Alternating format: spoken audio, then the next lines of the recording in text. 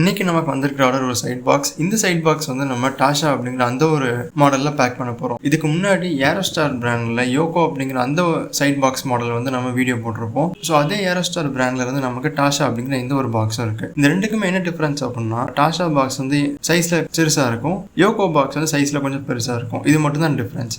இந்த பாக்ஸ் நம்ம அன்பாக்ஸ் பண்ணிட்டு உள்ள எல்லா காம்போனன்ட்ஸும் கொடுத்துருக்காங்களா அப்படிங்கிறத கரெக்டாக செக் பண்ணுறோம். ஃபார் எக்ஸாம்பிள் ஃபிட்டிங் கிளாம்ப்ஸ், அதில் வர போல்ட் நட், அதுக்கப்புறம் இதில் வர அந்த 2 கீஸ் கொடுத்துருக்காங்களா அப்படிங்கிறத செக் பண்ணுறோம். செக் பண்ணிட்டு இருக்கும்போது இந்த பாக்ஸில் எங்கேயாச்சும் ஸ்க்ராச்சஸ், டென்ட் மார்க், அது வேறு ஏதாச்சும் பிரேக்கேஜஸ் இருக்கா அப்படிங்கிறதையும் பார்க்குறோம். எல்லாமே நம்ம செக் பண்ணி முடிச்சதுக்கப்புறம் இந்த பாக்ஸில் நம்ம ஒரு சின்ன ஒரு காம்ப்ளிமெண்ட் கிஃப்ட் நம்ம கொடுக்குறோம். எல்லாமே முடிஞ்சதுக்கப்புறம் நம்ம கஸ்டமர் கிட்ட வெரிஃபிகேஷன் பண்ணி முடிச்சாச்சு. எங்களோட வெப்சைட் toolspares.comல நாங்கள் நிறைய ஸ்பேர்ஸ் எங்கள் லிஸ்டிங் பண்ணியிருக்கோம்.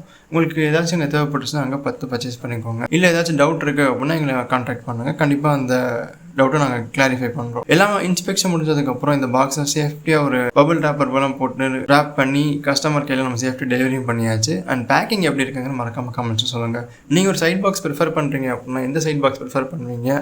மெட்டலில் ப்ரிஃபர் பண்ணுவீங்களா இல்லை ஃபைபரில் ப்ரிஃபர் பண்ணுவீங்களா அப்படிங்கிறதையும் சொல்லுங்கள். நான் பார்த்து தெரிஞ்சுக்கிறேன்.